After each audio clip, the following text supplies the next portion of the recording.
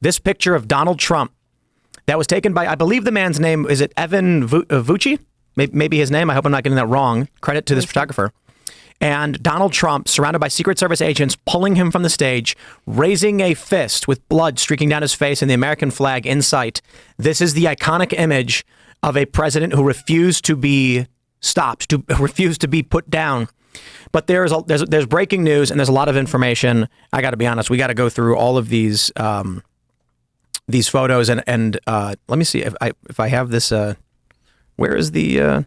This photograph is going to be iconic for Forever. the rest of American history, and it's going to be defining of what is an evil regime versus the good that's fighting. It's which is the one raising the flag? The Iwo Jima photo? Iwo Jima. It's as iconic as that. It looks like the Cosmos scripted it to look Well, if similar. you were watching this live, if you were watching that, which we all watched live and then watched clips of, I'm sure, what I thought was really so amazing in that moment was that the Secret Service tried to keep him down. And he said, you could see him saying, wait, and then raise his fist and say, fight, fight, fight. And you had a lot of Democrat pundits and leftists saying, this was defiant and all of this stuff. But I thought it was something more. I thought that it was reassuring. It was actually calming. It was actually a moment of optimism, because what he did was he said, I just got shot, but we're all here.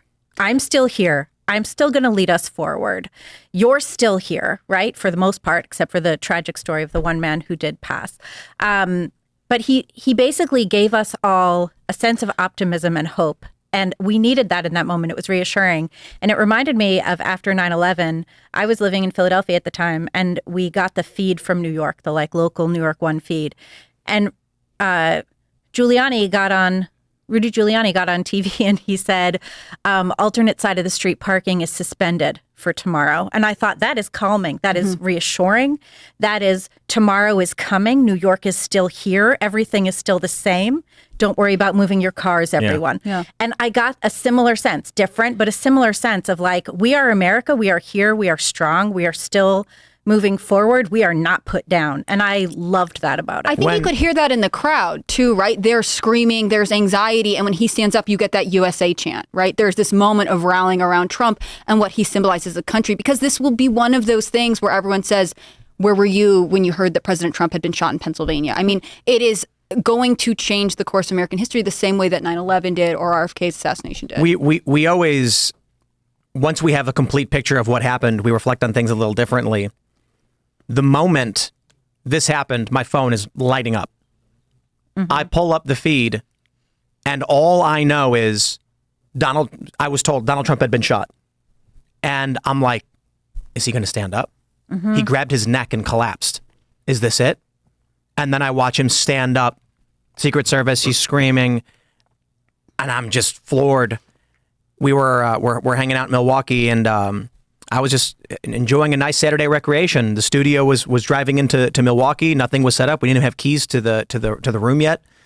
I'm hanging out at the poker tables. Nobody knew what was going on. Nobody was paying attention. And what was terrifying to me was, as this is happening, I'm sitting at this table where everyone's just playing a game and not paying attention. And there's a man to my left who's a local politician. And as soon as it happened, my phone's going, and I'm looking down. I look over to him, and we both look at each other, and I'm like, did you? He's like, yes. And I was like, holy. Yeah. I wondered to myself, and I said, how come all of the TVs in this casino did not just change? How come the intercom did not just come on? And the manager said, ladies and gentlemen, we hate to interrupt your entertainment, but an assassination attempt has just been made on Donald Trump at a presidential rally. I feel like that, to me, is what that sounds like what would happen. Like, you should know this. Yeah. And no one knew that this happened. TV was on, and they were watching baseball and basketball, and people were completely oblivious. But to the point you were making, as soon as I saw it and I pulled up the photo, the guy across from me goes, right alongside Iwo Jima. Yeah. I think that really is the impact. I mean, because we live in a digital age, these images move faster, but also get spread farther. And to think that this is going to be the image we walk away from this moment is actually amazing, because, again, to contrast with other tragedies we've had in American history, I mean, sometimes it's the car speeding away, right? And instead, we got this clip of Trump saying, let me get my shoes and wait. And then like connecting with the crowd. Look, he's leaving with dignity. This man is bleeding from his ear, and he's like, I am walking out kind of on my own terms. I know there's questions about how Secret Service reacted. It's not my area of expertise, how long he's on stage and stuff like that. But Trump really said, like, he acted like the leader of the free world in that moment. He did. He said, I am sending a message. This morning we had Brian Glenn on, and we were walking through his kind of firsthand experience at the rally, and something that I hadn't really seen reported really anywhere else. He said that once the initial shots rang out, that a lot of people in the crowd, he was like 30-40%, they turned around and they started yelling at the media, saying like, this is your fault, you guys did this. Even Fox News too, they were like going all in on them, which I thought was something that was interesting. But I also have to say too, I think President Trump was so right to use the words fight. And I know a lot of the kind of prevailing theme that we've been hearing at the RNC, which I've been at all day, has been this concept of unity and coming together. And obviously we're not calling for violence, but I think you have to make the point that you can't have unity and you cannot unite with people who fundamentally want your movement and want you as supporters of President Trump, supporters of the MAGA agenda, either locked away in prison like they're doing with Jan 6ers, or in this case, dead. And I don't think that unity is really the word right now, because if the tables were turned and it were a Trump supporter who would try to shoot President Biden, you would not be hearing the word unity. You would see the media going all in on anyone MAGA, and it'd be a very different, tone. This is how it goes every time. When we watch The Summer of Love and the far left engage in this like low-tier terrorism, and once again, we've maintained the entire time we have to win through the process because they're the ones trying to destroy the process. We have to uphold and maintain a legal system because they are the ones trying to tear it down. And we had a caller last week say, how do we do this when, with the arrest of Steve Bannon and Merrick Garland skirting his criminal charges and getting away with it, how do we function? And we have to keep trying to play through this system because they're hoping that we abandon these rules. They're hoping that we give up on our system. Well, Emma Jo Morris at Breitbart, she said something really smart on Twitter today. She said there's always this expectation that Trump has to make some gesture of unity with the establishment, but never the expectation for the establishment to make that overture to Trump. Yep. Mm-hmm. And I think that that's really huge because we see that. We saw Biden saying, everybody cool it down, vote at the battle boxes, pray for former Trump. And he had all this stuff out. And then when the White House was asked today if Biden was going to tone down the rhetoric, he said no, because he doesn't actually have any plans to. He wants everybody to be quiet, let him continue spewing his propaganda. And that includes telling Trump and all of Trump's supporters and all of conservatives in the country that they are wrong, horrible people. Many in the media often do say we're on the precipice of civil war, and they're usually wrong about it. But I really think we were an inch away this time from something really scary. Perhaps a millimeter away. Extremely. The thought of Trump actually being assassinated would be would be very dangerous for the country. Obviously, the Republican Party is Trump's party at this point. So the thought of him actually being hurt and killed, I think it adds to the legend of Trump, and it solidifies the legend of Trump. He was going to win, obviously, before this, but now, obviously a shoe-in. I'm the Canadian here, and I'm watching this, and I'm watching the videos over and over again. And, I've watched the JFK assassination. It was violent. It was graphic. It was deliberately publicly displayed to rub in the face of the people, humiliate them, and demoralize them. Had it been that, I'm thinking this is how I would write my name somewhere down to get recruited for. If it were send me off to battle, this is where that would be my line in the sand. But the most amazing thing about that image, everybody's got a caricature of Trump. He's got his red, his orange, with his hair, his tan. That moment where he's red in the face with rage and commitment, and you don't see him as the caricature anymore. That is the human. That is a man who they just tried to kill him.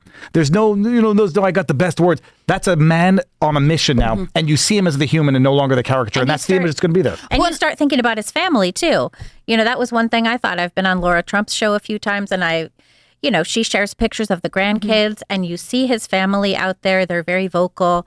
And you're just like, oh my goodness, imagine seeing your father, I had seen a report, and I don't think it's true, that Barron was right in front. And I think that's not true at all. But again, you have that moment where you think, like, if Trump stands up and puts his fist and says, I'm okay, like, it's for America, but I'm also sure it's for his family. I mean, we saw Melania's statement where she was like, please remember. That was a great statement. I thought it was really interesting. And I think it's so poignant of her style. I think it was beautiful. I also think the timing of all of it, like you were saying, what was it, a difference of literally 1 millimeter ahead till he was reportedly looking at, charts depicting illegal immigration. But I even think if you take it back to way long before this, I mean, had Democrats and establishment Republicans not put him through the trials and tribulations of all the lawfare, the attacks that they have put him through for years since 2016, he probably would not have been talking about what he would have been talking about in that moment. Who knows if he would have even been in Pennsylvania, because his campaign rally schedule could have been different, because he wouldn't have been stuck in a New York courtroom. Right? There are so many things that the Democrats put him through that got him to be standing at that stage in that moment, to be looking back, tilted to the right. Like Steve said, from prison, he had the armor of God in that moment. But when you really, I think, trace it back all the way to 2016, it's mind blowing. There are a lot of people who are highlighting the American flag, flipped over in itself and inverted into the shape of a cross.